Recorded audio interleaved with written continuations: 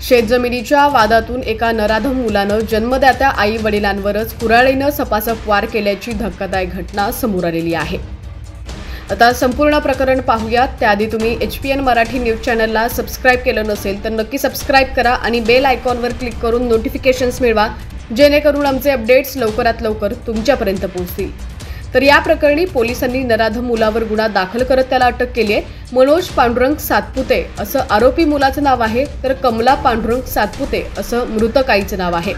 या घटनेत पांडुरंग सातपुते गंभीर जखमी झाले असून त्यांच्यावर रुग्णालयात उपचार सुरू आहेत। मिळालेल्या माहितीनुसार आरोपी मनोज यानं शेतीच्या वादातून बुधवारी वयोवृद्ध आईवडिलांसोबत वाद घालत खोलीत नेलं। तिथं ठेवलेल्या कुऱ्हाडीनं त्यानं अत्यंत क्रूरतेनं आईच्या डोक्यावर कुऱ्हाडीनं वार करून आईला जागीच ठार केलं, तर वडिलांच्या डोक्यावर 2 वार करून त्यांना गंभीर जखमी केलं। यानंतर मनोज हा वहिनीला जीवे मारण्यासाठी तिच्या मागे धावला, मात्र ती एका खोलीत लपून बसल्यानं वहिनी कशीबशी वाचली।